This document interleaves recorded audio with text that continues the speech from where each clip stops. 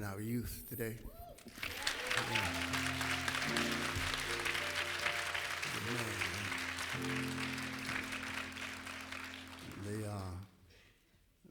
They are marvelous, and I don't know if what they've learned. I don't know if they learned it at home or someplace else.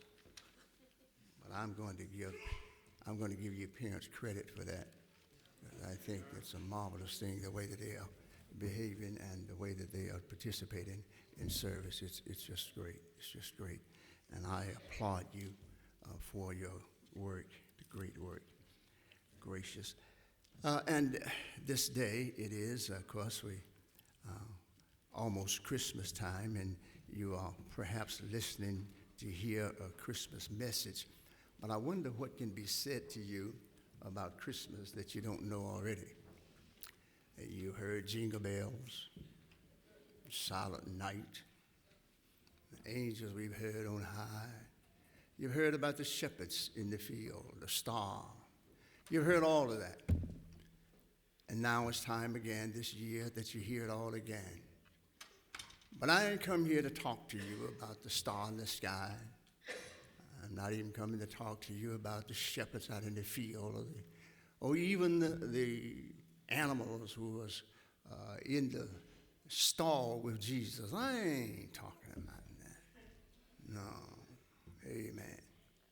I'm going to talk about a distrust in the blessing that God offers you. And I'm going to talk about how it is that God just says, I'm going to bless you, but you just don't have any faith that he's going to come through with what he desires. There is this passage, and I'm pleased I had an opportunity to take a look at this, because this guy that we talk about today was just about to mess up the arrival of my salvation. He was getting in the way of Jesus coming to take away my sins. And I was reading about him and how he was behaving, and I almost got upset with the brother. But what I found out, of course, is that if God has said that I'm going to do it, he does not allow anything or anybody to keep him from doing what it is that he wants to do. And so with that, I took a little comfort. So if you would, just listen for a few moments, and I will get out of your way. But in Luke chapter 1, this particular character that we talk about here finds himself in a position where God is approaching him and giving him some instructions as to how God is going to deal with him. And so we look then at Luke chapter 1, and I read in your hearing a few verses 12 and 13, and then I'll jump down to verse 18. It says, when Zacharias saw him, he was terrified. He was troubled, and fear fell upon him. But the angel said unto him, fear not, Zacharias, for thy prayer is heard, and thy wife Elizabeth shall bear thee a son, and thou shalt call his name John. And Zacharias said unto the angel, whereby shall I know this? I'm an old man, and my wife is stricken in age.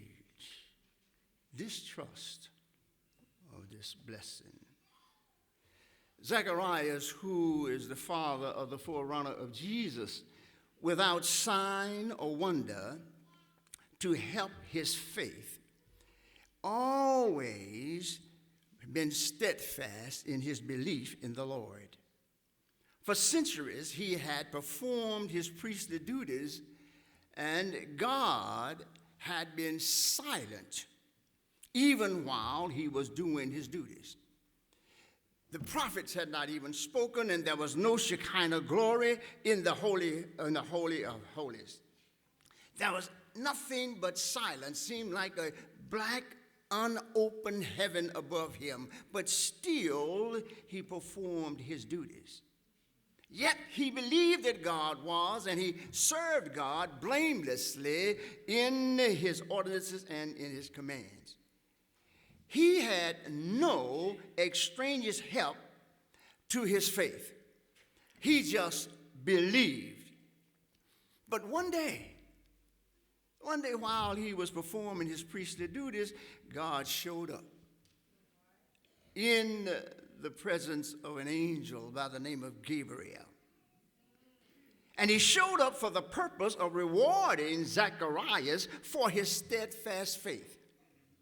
So when he approached him and shared to him, basically, Zacharias, your prayer has been answered. Your steadfast faith, your hope, and you have been dealing and believing in God, and you have not looked for any signs or anything that seem to have supported your faith.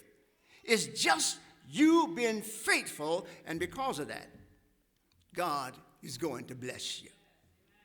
God says, He says, I want you to know that your prayer now has been heard. God is going to answer your prayer. Your wife, Elizabeth, is going to have a child. And you can call his name John. John, gracious. You see, but because Zacharias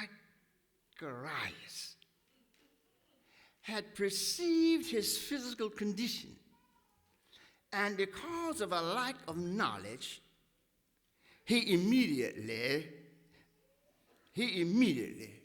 met the blessing with distrust. Have you ever noticed how you have believed God in spite of the fact that he has not answered your prayers? You pray, he does not seem to show up at all. But you keep on because you trust. You've seen nothing, but you still trust the Lord. But somehow or another, when God decides to answer your prayer, it's interesting how we trust him when he doesn't answer the prayer. But we have so much difficulty when he does answer the prayer. Because when he answers our prayer, he answers it in such a way that it seems so difficult for us to comprehend. Sometimes we get just downright upset with him. The young man was told that he was going to get a bicycle for Christmas. But he did not get the bicycle for Christmas. He didn't get it until January 15th. When he got the bicycle, he was so upset because when he got it, it wasn't Christmas. The fact that God rewards us for our faith, and we praise him when we don't see him, praise him when he's not showing up, and it seems like he's not answering the prayer. But when he does answer, it seems as though the way that he answers seems to give us trouble.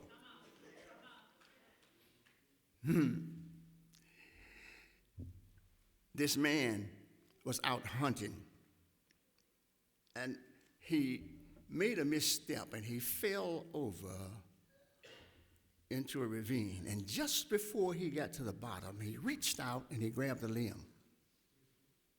He was holding on to the limb for dear life. And he began to pray. He says, God, send somebody to help me. While he prayed, to the top of his voice, a rope dropped down by him. And he looked at the rope, and he heard a voice says, release the limb and grab the rope. He looked at the rope, and then he looked up, and then he said, is there anybody else up there?